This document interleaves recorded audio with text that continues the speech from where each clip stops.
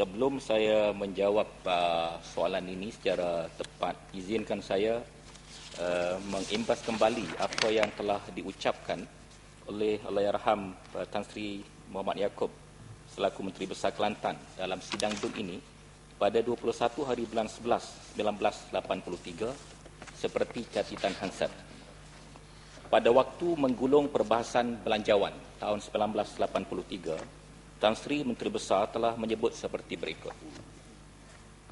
Satu perkara yang disebut oleh Yang Berhormat dari Kubang Krian berkenaan dengan telaga minyak ataupun gas yang bersempadan dengan Thailand dan juga dengan Vietnam, perkara itu telah pun dikaji dan didapati telaga yang tersebut itu ialah di dalam sempadan yang disifat sebagai sempadan bersama di negara Thailand dengan negara Malaysia. Dan sebagai kita maklum, beberapa tahun yang lepas Perdana Menteri kita dan Perdana Menteri Thailand telah menandatangani untuk mengusaha sama telaga itu, dan telaga itu didapati telaga gas. Dan kerajaan telah melantik ahli-ahli jawatan kuasa bersama, dan barangkali Yang Berhormat dari Kubang Krian memang mengetahui bekas Ketua Setiausaha Kementerian Tanah dan Kemajuan Wilayah telah dilantik menjadi pengurusi bersama dalam jawatan kuasa ini. Perundingan masih lagi diteruskan dan kita berdoa semoga perundingan itu berjaya dengan cepat supaya usaha mengeluarkan gas itu dapat diperbuat dan hasil kepada negara Malaysia akan bertambah. Dan dengan hasil itu maka kerajaan Malaysia akan juga menyumbang kepada kerajaan negeri. Tiap-tiap kali saya berjumpa dengan pengurusi bersama yang berkebetulan menjadi pengurusi Kesedah, saya bertanya bilakah lagi dapat keluar gas daripada telaga kita itu. Diharap bahawa kerajaan Kelantan akan mendapat hasil sebanyak 5% daripada hasil yang kerajaan persekutuan akan dapat daripada telaga itu. Jadi saya pohon Hansard ini disemak oleh ahli-ahli Yang Berhormat, ya.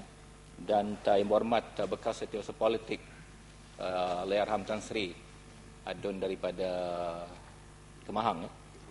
Bukit Bunga.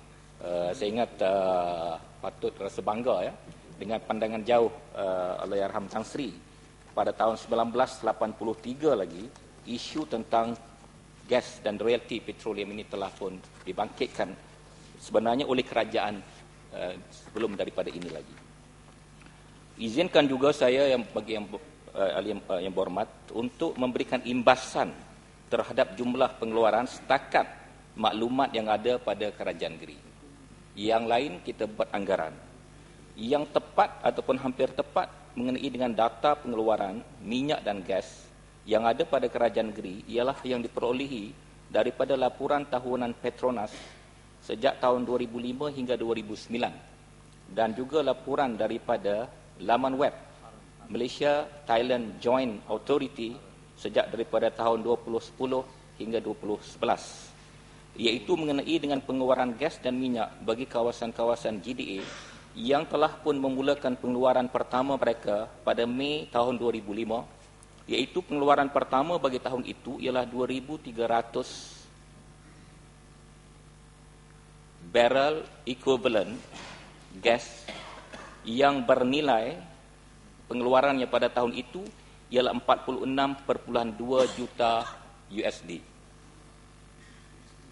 Dan pada waktu itu direkodkan tukaran ringgit ke USD ialah 3.79 ringgit bagi $1, bermakna keluaran pada waktu itu bernilai 175.132 juta ringgit pada tahun pertama pengeluaran kawasan bersama di antara Thailand dan Malaysia.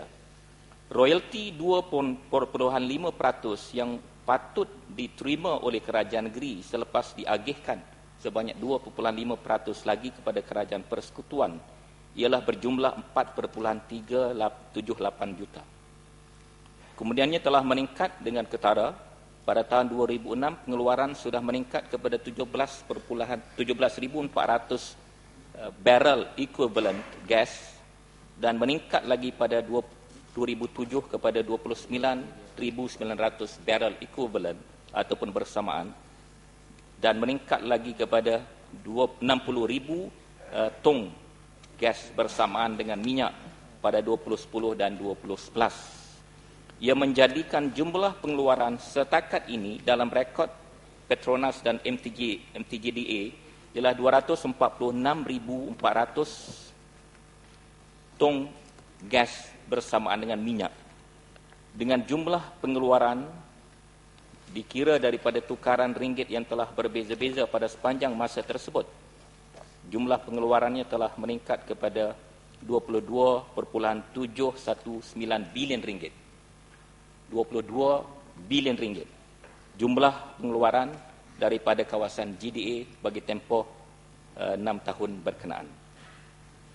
Daripada 22.71 bilion ringgit ini, 2.5% royalti bagi negeri Kelantan selepas ditolak 2.5% royalti persekutuan bermaksud bernilai RM567,992,000. 2.5% tersebut bersama dengan RM567,992,000 bagi kawasan GDA. Tetapi bagi kawasan yang bertindih dengan Vietnam, pengeluarannya adalah lebih awal dan dijangka ia bersamaan dengan nilai ini bagi tempoh yang sama, tetapi oleh kerana pengeluarannya adalah lebih awal, maka jumlah tunggakannya adalah lebih besar. Medan ketiga kita ialah yang bertindih dengan Terengganu, terutama sekali bagi Telaga Bintang, Damar dan Lawit. 3 telaga ini adalah bertindih di antara Kelantan dan Terengganu, dan pengeluarannya telah bermula sejak 1986. Bermakna pengeluarannya telah mencapai tempoh 25 tahun. Dalam jawapan bertulis oleh bekas Presiden Petronas Tan Sri Hassan Barikan kepada surat kerajaan negeri, telah dengan jelasnya menyatakan tidak wujud ataupun Petronas tidak pernah mempunyai garis sempadan yang rasmi di antara Kelantan dan Terengganu. Oleh kerana itu, pembayaran daripada telaga-telaga yang bertindih ini telah tersalah bayar kepada kerajaan Terengganu. Bagi 6 bulan pertama tahun ini, Yang Amat Berhormat Menteri Besar Terengganu telah menyebut di dalam Dewan Undangan Negeri Terengganu, kerajaan Terengganu telah menerima royalti sejumlah 936 juta ringgit. Bermakna bagi 1 tahun dianggarkan 1.8 bilion ringgit hanya bagi 1 tahun. Oleh kerana ketiga-tiga telaga ini telah mengeluarkan pengeluaran sejak 1986, adalah dianggarkan tunggakan yang terpaksa dibayar semula kepada Kelantan adalah sangat besar. Yang keempat ialah telaga bersendirian kita yang tidak ada kena-mengena pertindihan dengan mana-mana negeri ataupun negara, iaitu dalam blok PM301. PM301 dalam peta Petronas sampai kepada pantai Kelantan, dan pengeluaran bagi PM301 bagi beberapa medan telah dimulakan. Yang terakhir ialah bagi 2 medan, iaitu Medan Suria dan Medan Bumi. Bagi Medan Bumi ialah pengeluaran minyak yang telah diangkut melalui kapal kontena pengangkutan terus untuk dieksport dan tidak singgah ke mana-mana pelabuhan baik di Kelantan maupun di Terengganu. Dan telaga pengeluaran bagi Bumi ialah 12 telaga. Daripada 16 telaga yang telah digali, 4 telaga adalah disimpan untuk tujuan pengeluaran pada masa akan datang. Bagi telaga atau bagi Medan Suria juga pengeluarannya 12 telaga, iaitu pengeluaran gas. Jumlah pengeluaran bagi PM301 pada waktu ini tidak dapat dianggar dengan tepat. Tetapi kita pada keseluruhan yang meletakkan tunggakan yang kena dibayar oleh Petronas pada Kerajaan Negeri Kelantan ialah 6 bilion ringgit, termasuk 1 bilion ringgit bagi tahun 2011, menjadikan jumlah terhak pada waktu ini anggaran kita 7 bilion ringgit. Ada masalah dari segi mendapatkan maklumat tepat tentang jumlah pengeluaran pada tiap-tiap tahun dan juga ditukar kepada ringgit Malaysia mengikut tukaran dolar pada tiap-tiap tahun, kerana permohonan kerajaan negeri untuk mendapatkan inquiry of documents dengan izin ataupun perolehan dokumen-dokumen telah ditolak oleh Mahkamah Tinggi pada hari Khamis seminggu yang lepas. Walaupun permohonan ini pada lazimnya bagi pertikaian komersial adalah diizinkan, tetapi dalam kes kita dengan Petronas ternyata bahawa percubaan untuk menghindar kerajaan negeri Kelantan mendapatkan maklumat-maklumat tepat adalah diteruskan. Oleh kerana itu, kita tidak dapat mempunyai angka-angka yang tepat kecuali bagi kawasan JDA seperti yang telah saya sebutkan sekejap tadi. Yang berhormat daripada DMIT bertanya bagaimanakah cadangan kerajaan negeri untuk menggunakan wang yang insya-Allah akan diperolehi ini, sama ada melalui proses mahkamah ataupun jika proses mahkamah ini tetap gagal melalui kehakiman rakyat. Insya-Allah jika Pakatan Rakyat mentadbir Putrajaya, satu daripada manifesto Pakatan Rakyat ialah untuk membayar royalti bagi Kelantan dan juga meningkatkan kadar royalti bagi negeri-negeri lain daripada 5% kepada 20%. Mungkin ahli-ahli yang berhormat daripada pembangkang merasa terkejut jika sekiranya royalti ini dinaikkan daripada 5% kepada 20%. Tetapi sebenarnya ini bukan satu perkara baru di seluruh dunia. Yang paling dekat ialah jiran kita, iaitu Indonesia, di mana selepas reformasi mereka telah bersetuju kerajaan pusat ataupun kerajaan Jakarta di Jakarta hanya menerima 30%. Bahagian yang besar diberikan kepada wilayah ataupun provins. Saya ambil contoh provins Bengkalis yang telah pun menerima 70% royalti daripada pengeluaran petroleumnya, dan Bengkalis telah berubah dalam masa 3 tahun. Bukan sahaja dari segi fizikal tetapi juga dari segi spiritual, dengan termasuk conservation ataupun pemeliharaan semula hasil-hasil bumi termasuk ikan terbuk di kuala Sungai Bengkalis yang dapat dilihat kesannya adalah begitu menakjubkan. Sehingga pada penulis-penulis buku daripada Bengkalis telah menggambarkan bahawa selama ini ia hanya satu mimpi, ia hanya satu impian rakyat Bengkalis. Tetapi hari ini alhamdulillah dia telah menjadi satu realiti. Begitu juga dengan rakyat Kelantan. Hari ini kita mengimpikan keadilan, hak-hak kita dipulangkan, dan kita mengimpikan satu masyarakat yang terbela daripada hasil bumi mereka sendiri. Tetapi jika sekiranya kita bersama-sama menjayakan mimpi ini menjadi realiti, ia bukan mustahil. Dalam dunia demokrasi di Malaysia, dengan syarat 14 kursi parlimen yang kita bertanding akan dimenangi oleh Pakatan Rakyat, dan dengan itu kita dapat mentadbir Putrajaya.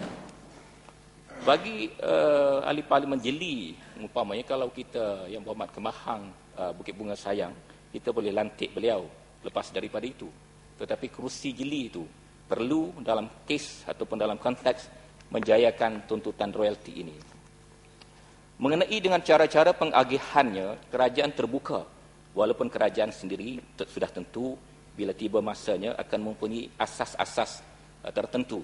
Tetapi kerajaan boleh menerima pandangan-pandangan daripada semua lapisan rakyat, baik pelajar-pelajar, guru-guru, ibu bapa, petani-petani, orang kaya, orang miskin, para profesional dan juga ahli-ahli politik. Bagaimana kita boleh menggunakan khazanah ini berbeza dengan cara penggunaan negeri-negeri yang lain.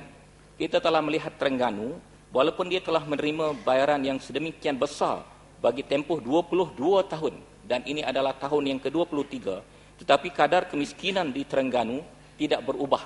Terengganu masih pada tangga ketiga paling miskin di seluruh negara, dan Kelantan telah berubah daripada tangga ketiga kepada tangga ke-6 sekarang di bawah kepimpinan Yang Berhormat Datuk Tuan Guru Menteri Besar.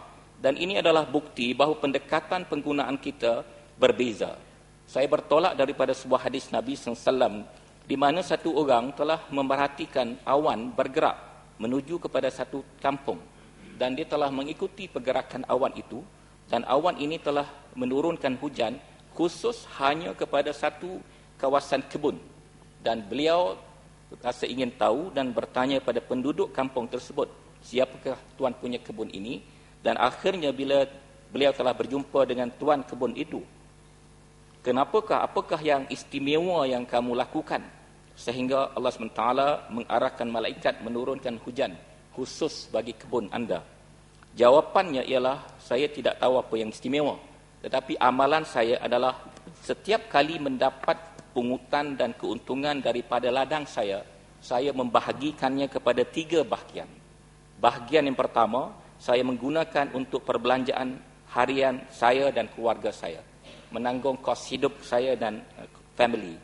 Bahagian yang kedua ialah saya gunakan sebagai modal kerja dan pelaburan ke atas kebun saya dengan upah, gaji, baja, alat-alat jentera dan lain-lain. Yang ketiga ialah saya memberikan sumbangan kepada masyarakat dalam bentuk sedekah dan sumbangan-sumbangan lain kepada yang memerlukan. Mungkin kerajaan negeri mengambil format yang sama, di mana 1/3 bahagian daripada royalti ini insya-Allah kita akan untukkan bagi pembinaan infrastruktur di seluruh negeri Kelantan, baik infrastruktur jasmani maupun infrastruktur ruhani seperti masjid, sekolah-sekolah agama dan lain-lain. Saya tertarik dengan sajak Pak Samad Said pada waktu forum yang dianjurkan oleh Urustia pada hari Jumaat yang lepas. Pada tahun 2003, kerajaan pusat telah membatalkan sumbangan-sumbangan kepada sekolah agama rakyat. Pak Samad telah menukilkan satu sajak. Saya tak sempat ingat seluruh sajak tersebut. Yang saya sempat ingat ialah satu rangkap sahaja, iaitu aku tidak marah engkau merobek-robekkan dinding madrasah ini. Itu saja yang saya ingat. Kerana pada tahun 2003, kerajaan pusat telah menafikan hak rakyat Malaysia untuk mendapatkan pendidikan Islam seperti yang seharusnya diizinkan dengan menafikan bantuan kepada sekolah agama rakyat. InsyaAllah di bawah infrastruktur kita ini, kita boleh berikan peningkatan kepada semua bentuk prasarana di negeri Kelantan, termasuk jalan-jalan kampung, jambatan-jambatan, lebuh raya, lapangan terbang antarabangsa, pelabuhan, kereta api yang lebih maju dan kemudahan-kemudahan lain termasuk masjid, surau, bangunan-bangunan sekolah dan lain-lain. Yang kedua ialah peruntukan untuk faedah langsung kepada anggota masyarakat di negeri Kelantan. Walaupun kita telah menurun kadar kemiskinan tegar dan kemiskinan biasa ataupun fakir dan miskin dengan ketara, sehingga statistik Jabatan Perdana Menteri telah menunjukkan kedudukan kita dari segi hardcore poverty ataupun miskin tegar adalah lebih rendah daripada purata kebangsaan. Namun begitu masih ramai rakyat kita yang miskin dan daif kerana beberapa sebab, termasuk kematian suami, termasuk kerana keuzuran, termasuk kerana kecacatan, termasuk kerana kesihatan yang terganggu dan lain-lain. Di mana insya-Allah kita boleh memberikan bantuan bulanan secara yang munasabah dan cukup untuk menampung kehidupan mereka sepanjang tahun, bukan hanya pada tahun pilihan raya, memberikan RM500 umpan pilihan raya, sedangkan dengan RM500 ini tidak menyelesaikan masalah asas kenaikan harga barang-barang, dan RM500 ini tidak boleh membantu rakyat untuk mengatasi kesempitan hidup mereka. Dalam tempoh hanya 1 tahun pun mereka tak mampu dengan RM500.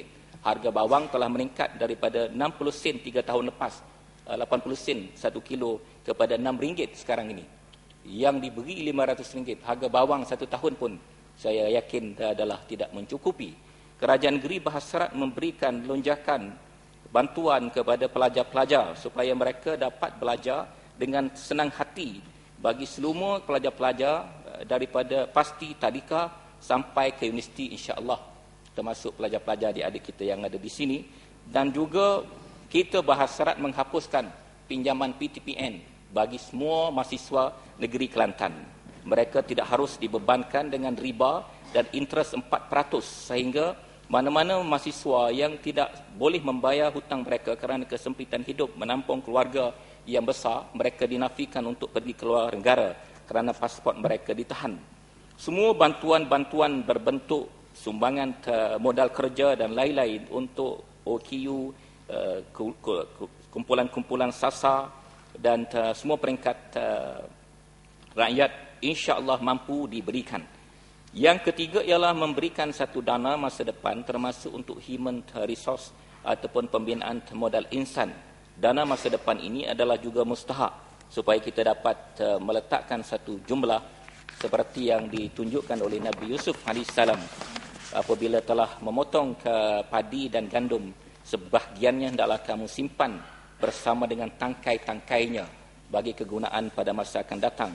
kerajaan negeri akan bersama dengan Gegar menggagaskan cadangan-cadangan ini dan kemudian diberikan peluang kepada rakyat Kelantan untuk memberikan maklum balas dan memasukkan cadangan-cadangan mengikut hasrat mereka, dan dengan itu insya-Allah ia akan diurus secara demokratik, telus dan amanah bagi mencapai tujuan tiap-tiap khazanah yang dianugerahkan oleh Allah SWT adalah untuk kesejahteraan dunia dan akhirat bagi semua hamba-hambanya, termasuk para binatang dan hidupan lain di dalam hutan. Saya sengaja sebutkan ini kerana dalam akhir sekali dalam sejarah Islam pada waktu kerajaan Osmaniyah mencapai kemuncaknya telah diwujudkan satu wakaf khas bagi binatang-binatang liar di hutan pada musim tengkujuh ataupun pada musim dingin.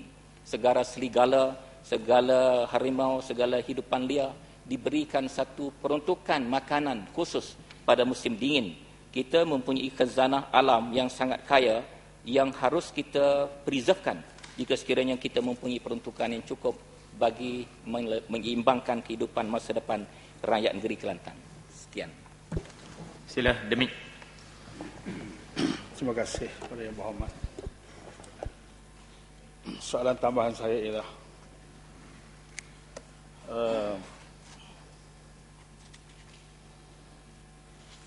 sekarang ini kita dengar kita dengar berita pembahagian dan penyampaian duit ihsan di sekolah-sekolah dan kepada pihak-pihak tertentu.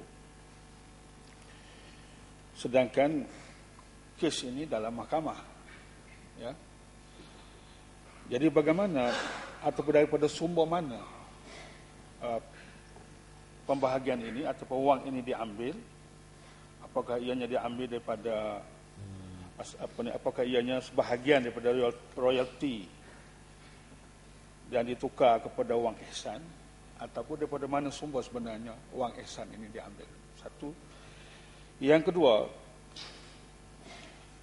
istilah ihsan itu sendiri sebenarnya ciptaan siapa sebenarnya?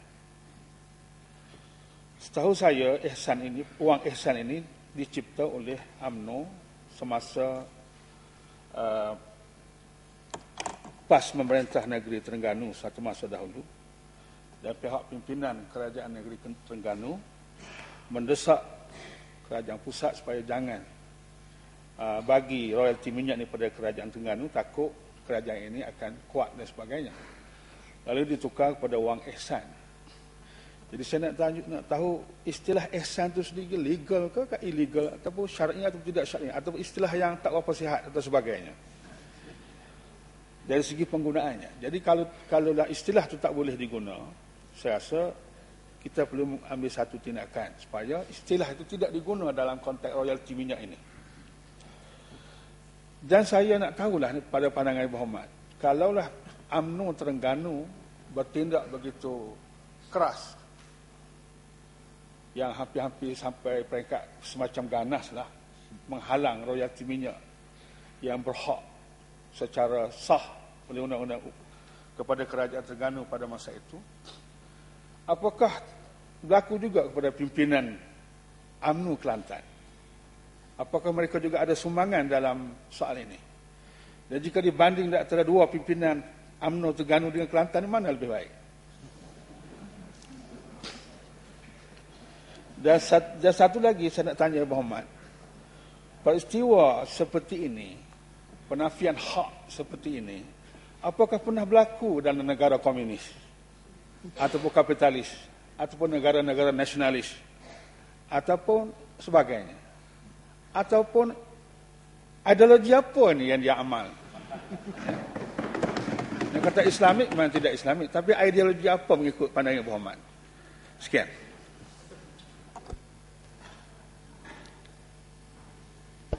Assalamualaikum.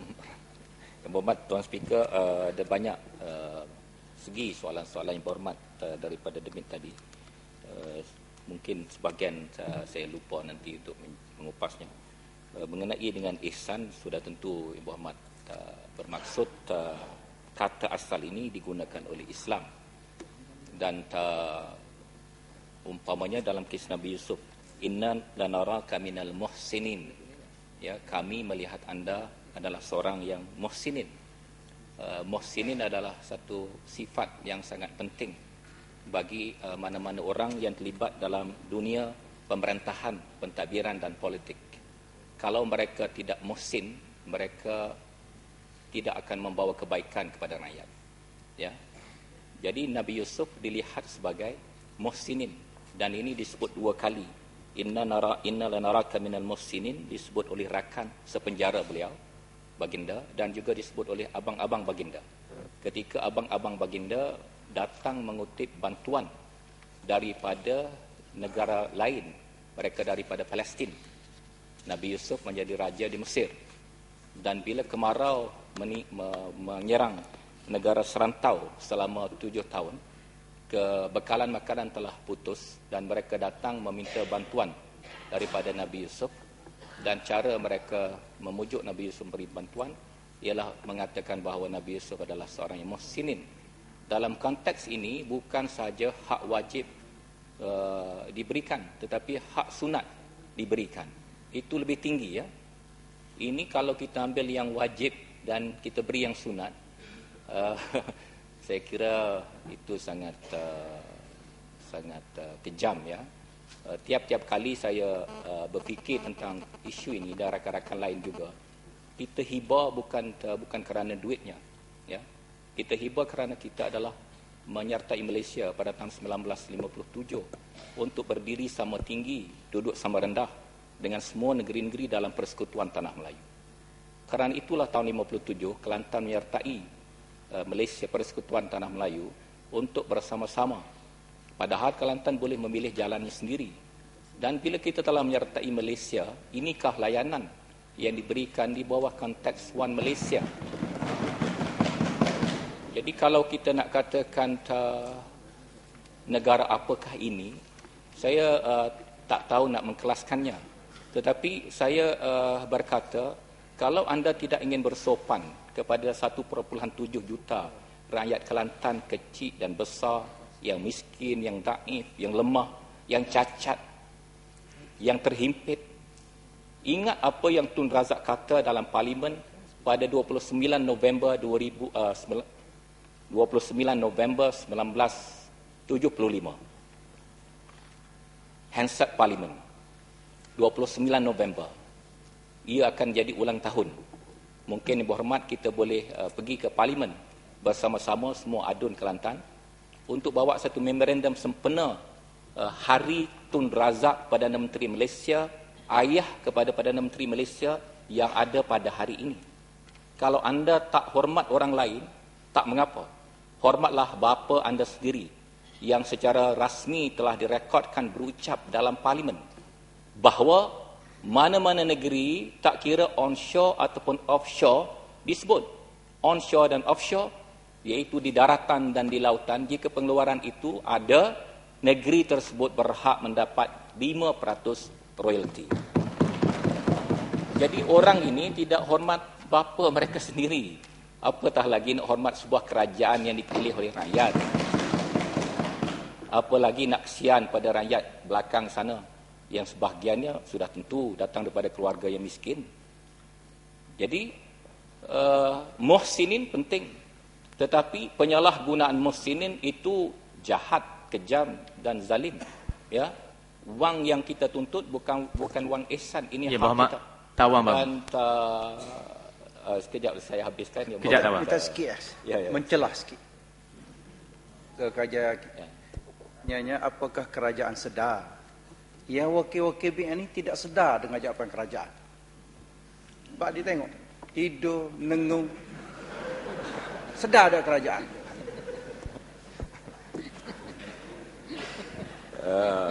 Kalau seseorang insan itu ada jiwa keinsanannya, mungkin kat luar dia nampak tak sedar, tapi dalam hati kecil dia sedar, ya. Dan ini bukan boleh dimain-mainkan. Ada hadis Nabi SAW di mana satu orang mengambil tanah orang lain hanya satu jengkal. Dia akan dikalungkan di padang mahsyar 7 petala bumi. 7 petala bumi. Dan mengikut ahli kaji bumi, 7 petala bumi, bumi yang ke-7 adalah logam besi yang pejal. Tetapi bumi yang keenam sepanjang 1,700 km adalah cecair yang mendidih. Cecair yang mendidih daripada logam. 90% adalah besi. Cecair yang mendidih bersekali dengan segala suhunya ini akan dikalungkan kepada orang-orang yang telah merampas hak rakyat negeri Kelantan. Termasuk adun-adun daripada mana-mana pihak yang kalau mereka bersetuju dengan penindasan tersebut. Nauzubillah. Jadi mereka dapat duit. Mereka rampas duit kita, mereka dapat. Mereka gunakan untuk apa-apa. Tetapi seperti yang saya sebutkan tadi, mungkin oleh kerana mereka juga berkongsi dosa ini, nauzubillah, kita tak mahu rakan-rakan kita dikalungkan dengan 7 petala bumi di hari akhirat besok. Mereka ada masa lagi untuk kembali, ya, untuk pulang semula pada jalan, ya. Saya bukan main-main, saya ucapkan dengan penuh jujur dalam dewan ini, ya. Perjuangan kita ini untuk membetulkan ketidakadilan tersebut, untuk mengelakkan mereka menerima azab di hari akhirat. Tidak mungkin kalau mereka menafikan hak Kelantan, mereka boleh berjalan bebas masuk syurga begitu saja. Sudah tentu rakyat Kelantan akan pegang kaki mereka. Dan kita akan bincang di padang mahsyar. Ya, walaupun kita insya-Allah diminta dipersila masuk syurga, tetapi hak ini akan dipersoalkan balik di hari akhirat. Dan kezaliman ini satu perkara yang besar, sehingga Nabi kata satu kambing gemuk yang kuat di atas dunia dulu yang selalu tanduk kambing yang lemah, kedua-dua kambing ini akan dibangkitkan dan kambing yang lemah tadi diberi peluang menanduk kambing yang kuat. Pada hari ini kambing yang kuat, tanduk yang panjang ialah Barisan Nasional. Tetapi hari akhirat nanti kambing yang lemah seperti kita, insya-Allah kita tanduk balik mereka. Jadi ini pentingnya ihsan tadi. Ya, pentingnya pemberian hak-hak keadilan tadi, ya. Dan ini saya harap dapat difahami dalam konteks dunia dan akhirat, ya. Bukan hanya kerana kita berkuasa, kita angkuh, maka kita boleh berbuat sesuka hati. Dari segi semua rekod-rekod, dokumen-dokumen, saya bacakan satu dokumen dijawab oleh Kasidah Gadam. Yang bertanya adalah Yang Berhormat Senator Datuk Hassan Harun Abbasnya kita. Dia masih hidup lagi di Wadi Sofia. Yang berhormat rakan kita boleh jumpa dia. Ada handset dalam Dewan Negara. Yang berhormat Datuk Hassan tanya, apakah hak negeri jika sekiranya pengeluaran ini berada di Continental Shelf, di Pelantar Benua? Dijawab oleh Datuk Kasidah Gadam, tak kira di mana pengeluaran itu berlaku, kerajaan negeri terhak 5%.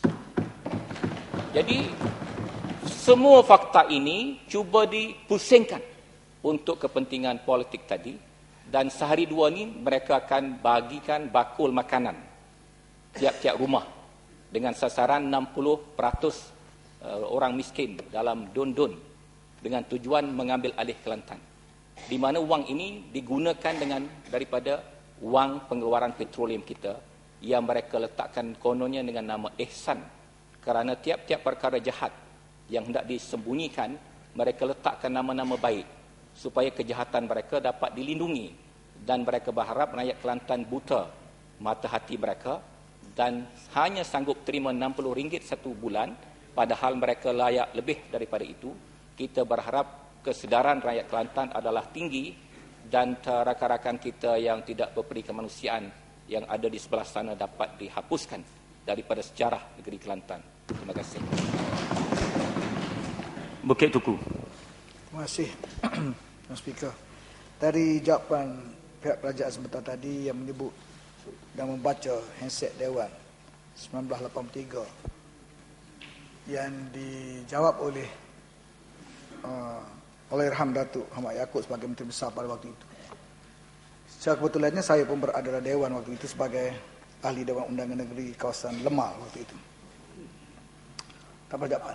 Tapi saya nak sebut sini ialah jawapan daripada Pak Kerajaan sekarang.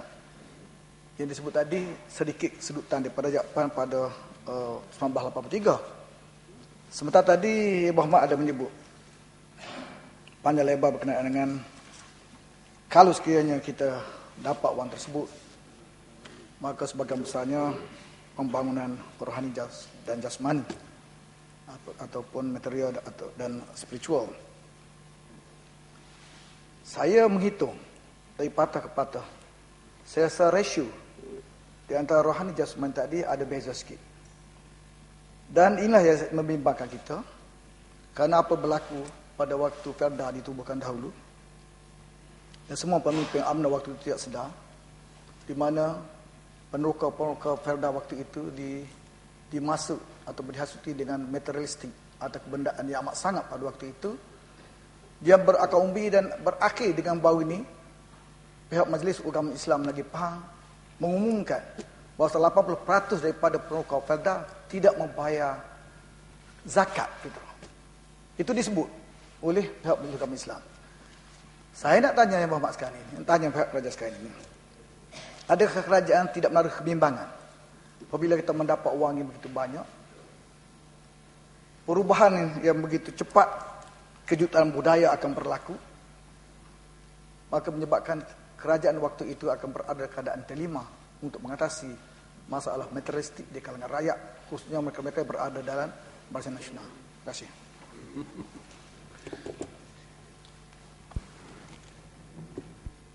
Yang Muhammad minta bayar zakat macam mana tadi? Petroleum. Ya, Felda tak bayar zakat. Peneroka Felda tak bayar zakat. Jadi nanti tak ada orang terima zakat, tak boleh bayar zakat di Kelantan.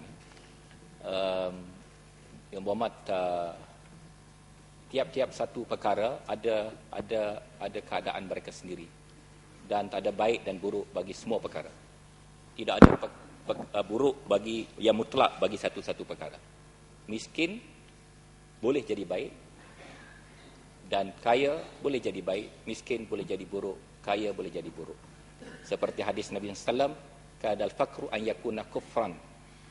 Kalau terlalu miskin sampai fakir, itu mungkin boleh membawa kepada kufur. Jadi ada buruknya fakir yang terlampau, ya. Pada masa yang sama, miskin sendiri ada baiknya, kerana Nabi SAW bersabda, Allah mayini miskinan wa amitni miskinan, hidupkan saya sebagai seorang miskin dan mati saya sebagai seorang miskin. Dan orang miskin tidak mesti dia tak ada wang, tetapi miskin bermakna dia telah menggunakan semua wangnya untuk kerja-kerja ibadah. Sebagaimana Nabi SAW satu masa ada orang Badui datang, Nabi bawa dia di antara bukit Uhud. Ini semua kambing tuan ambil. Jadi Nabi jadi balik miskin. Tadi ada satu lembah kambing, tapi kambing ini telah diwakafkan untuk fisabilillah, dan Nabi wafat sebagai seorang miskin. Dan setiap orang miskin yang beriman, mereka akan masuk syurga lebih awal daripada orang kaya yang baik, apatah lagi orang kaya yang jahat, orang kaya yang ambil harta orang. Mereka lagi lambat masuk syurga. Dan di akhirat masuk syurga lebih awal, itu dah satu isu. Kita hanya nampak boleh masuk syurga, tak boleh masuk syurga. Tapi kalau masuk syurga lambat, itu satu penderitaan. Masuk syurga lebih awal, itu satu pengharapan. Allahumma hasibni hisaban yasira. Kita berharap kita dihisab dengan mudah. Kalau kita ambil harta rakyat Kelantan 20 tahun, mana boleh hisab dengan mudah? Payah hisab tu. Bayar zakat. Sebenarnya saya sendiri telah minta maklum pada Yang Berhormat Tu Guru, dan Yang Berhormat Tu Guru minta supaya saya bincang dengan Yang Berhormat Yang Berhormat Datuk Haji Muhammad Iraq. Dalam konteks ekonomi Islam, bila ada hasil lombong termasuk emas, mesti ataupun wajib dipungut zakat galian yang disebut sebagai rikaz. Izinkan saya Yang Berhormat Tuan Speaker mengambil masa sedikit untuk menjelaskan pandangan saya tentang isu ini. Rikaz boleh menyelesaikan semua isu kemiskinan yang ada di Malaysia. Rikaz ataupun zakat harta lombong berbeza daripada cukai ataupun dividen daripada gelombang seperti petroleum dalam kes kita ini. Kerana rikas adalah tertumpu kepada 8 sasaran anggota masyarakat bagi penyusunan semula sosial dan ekonomi. Kalau kita katakan Yang Berhormat takut kepada banyaknya duit, bagaimana kita nak mengupas saranan Islam supaya penyusunan masyarakat dilakukan melalui instrumen zakat, di mana yang kaya dikenakan zakat bagi membantu yang miskin dan menderita. Bahkan tiap-tiap masa ibadah kita dirujuk kepada orang miskin sebagai indikator. Kalau hari raya, zakat fitri kita adalah untuk orang miskin. Hari korban, daging korban kita adalah untuk miskin. Kalau kita melakukan kesalahan dalam masa haji, kita dikenakan bayaran untuk orang miskin. Bermakna penyusunan masyarakat menerusi sosial dan ekonomi dibolehkan dan diizinkan, bahkan digalakkan. Tinggal lagi bagaimana untuk mengelakkan masyarakat merasa terlalu materialistik. Ya. Dalam kes rikas tadi, kalau kita katakan satu masa cadangan rikas ini dikenakan pada Petronas, katakan 10 bilion satu tahun, 2.5% keuntungan dikenakan sebagai rikas, saya yakin kemiskinan daripada Perlis sampai ke Sabah insya-Allah boleh selesai tak sampai masa 4 tahun. Ya, dan ini terbukti semasa pemerintahan Omar Abdul Aziz, di mana Omar Abdul Aziz hanya memerintah 2 tahun 6 bulan. Tetapi diriwayatkan pembayar-pembayar zakat terpaksa berjalan daripada satu tempat ke satu tempat, hatta sampai ke utara Afrika kerana tidak menemui kumpulan masyarakat yang layak menerima zakat. Jadi ini bukan satu masalah. Inilah pencapaian kelebihan Islam dalam pengurusan ekonomi. Oleh kerana itu, zakat adalah sangat penting dilaksanakan bagi hasil-hasil pelumbungan, dan saya sendiri melalui Yang Berhormat Datuk Haji Muhammad Daud Iraq sedang menyiapkan satu kertas untuk pertimbangan kerajaan supaya hasil emas dan hasil lombong kita yang lain juga dikenakan kutipan rikas bagi menambahkan keberkatan dan juga keberkesanan penggunaan bagi tujuan-tujuan telah saya sebutkan tadi.